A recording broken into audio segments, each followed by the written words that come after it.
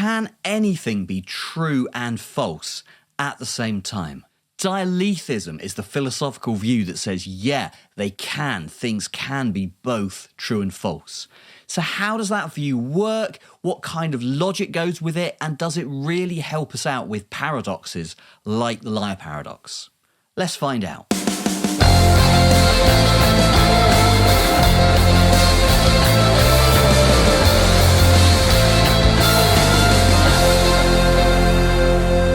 Hello everyone, welcome back to The Attic. Today we're going to be talking about Dialethism, the philosophical view that sentences can be both true and false at the same time. The view that truth and falsity are compatible. Okay, so how does that view work? How does it work logically? And is it going to help us out with the liar paradox? So before we get going on that, do me a favor, hit that thumbs up button, hit the subscribe button, and if you want to get notifications, hit that bell icon. If we're saying that a sentence can be both true and false at the same time, we're talking about dialethism. This is the philosophical view that says sentences can and are both true and false at the same time. So if you're going to be a dialethist, that is, you're going to say that some sentences can be both true and false in the same way, at the same time, you're going to need a paraconsistent logic. Any logic where you deny the explosion principle. That is, you say you can't go from any old contradiction, A, not A, to random arbitrary conclusions, B. This inference from them to that is called explosion. Paraconsistent logics say explosion isn't valid. So in paraconsistent logics, you can't infer from those premises to random conclusions. Now, there's lots of different kinds of paraconsistent logics, and you might think that this inference is a bad one, so you want to be a paraconsistent logician. You don't have to do that by being a dialethist, by saying that some sentences can be both true and false. Okay, so being a dialethist is one way to go for a paraconsistent logic. It's not the only way, but it is probably the most straightforward, because if you allow sentences to be both true and false at the same time, then you immediately invalidate the explosion inference. Immediately you've got a paraconsistent logic. So when we talked about three-valued logics, we talked about LP, the logic of paradox. So this is the logic that takes as its designated values both truth, classical truth, and the third value, which we called O for other. Okay, so we're thinking of that third value, other, as meaning both true and false. So the designated values of a logic, these are the ones that count when we think about validity and entailment.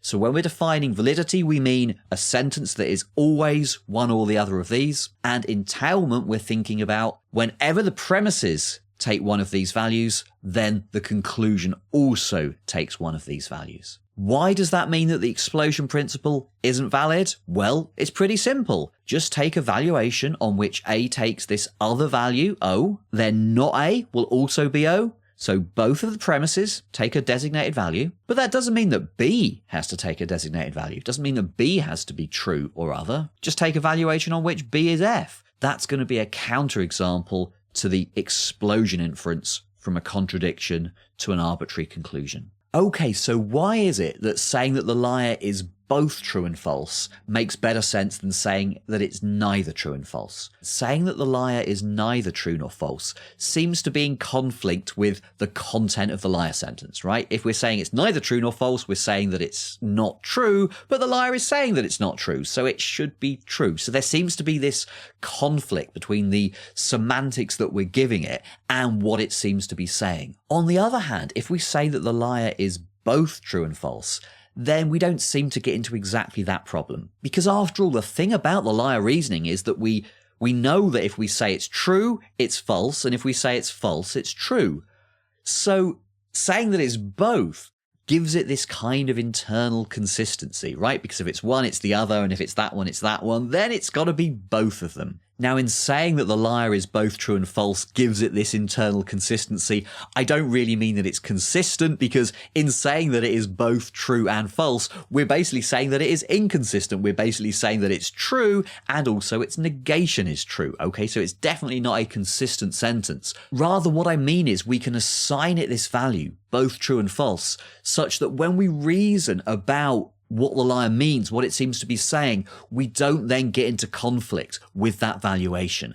Any reasoning about that valuation kind of just leads us back to saying, yeah, it's true and it's false, so it's both true and false, but that's kind of what we said it is, so there's no conflict there. Does the dialethist approach really solve the liar paradox?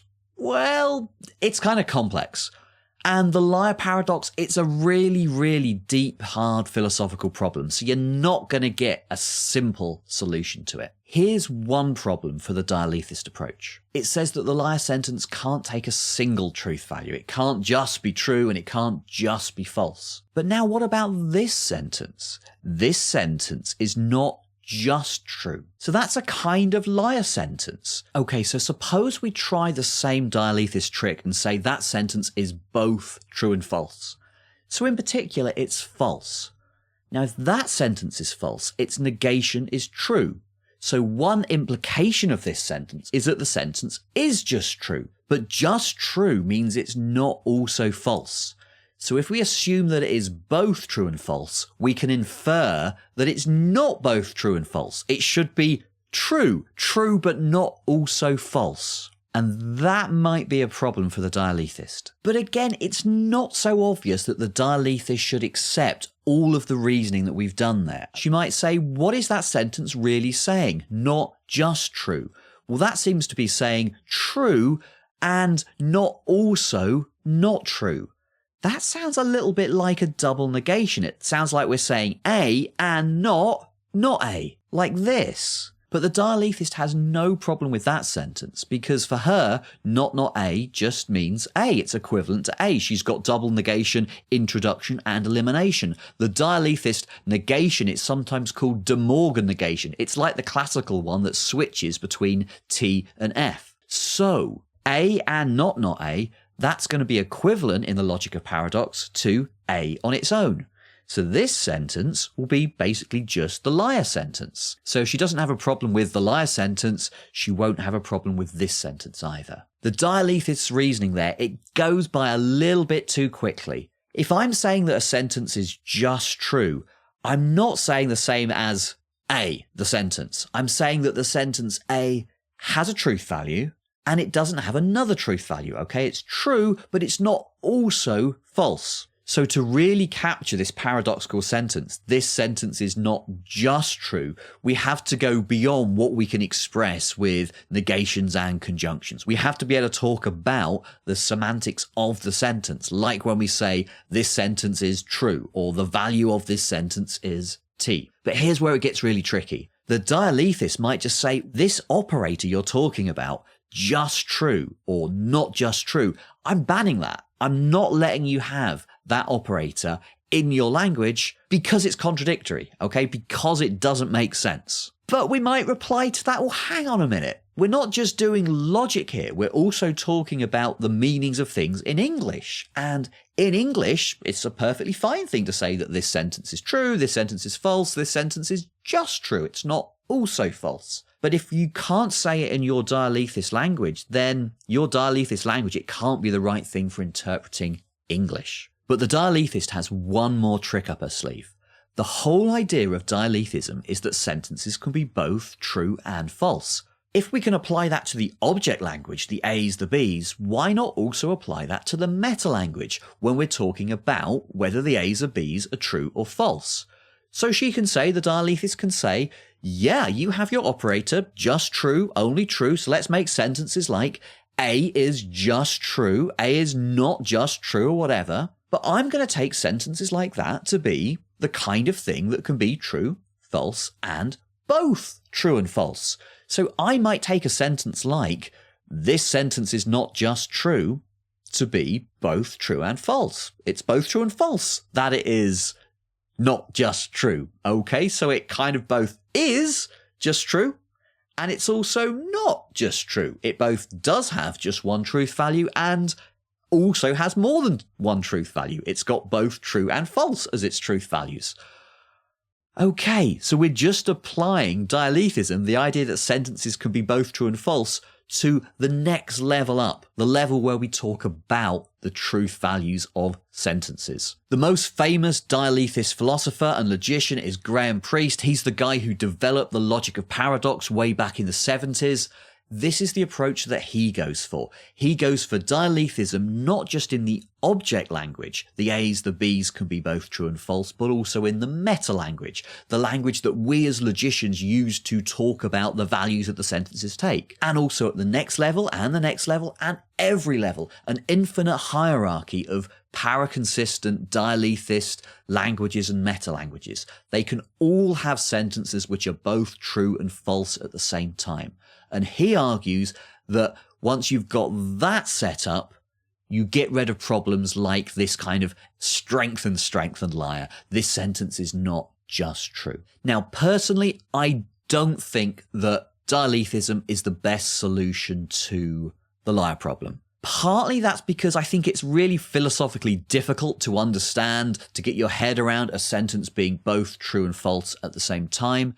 But it's also because there are other problems in the neighborhood which dialethism doesn't solve. And you might think because these problems are really similar, I'm thinking here about the Curry paradox, then the same solutions should solve both of them. But dialethism doesn't solve these other problems like the Curry paradox. I talk about all these issues in my book, What Truth Is. I've got a chapter there on the liar paradox and other problems like the Curry paradox. So if you're interested in reading more about this or finding out what my views are, go and have a look at that. I've put a link to it down in the description. Okay, guys, so there we have a super quick introduction to dialethism. And, you know, even though I'm not a dialethist, I think it's a super interesting view. It's definitely well worth taking seriously. So if you've enjoyed this video, hit that thumbs up button, hit the subscribe button. I'm going to be posting loads more content like this, so hit the bell icon to get notifications. If you've got any questions on this, leave me a comment down below. I try to answer every question I get. Thank you so much for watching this far. I really appreciate it. I'll see you back here soon.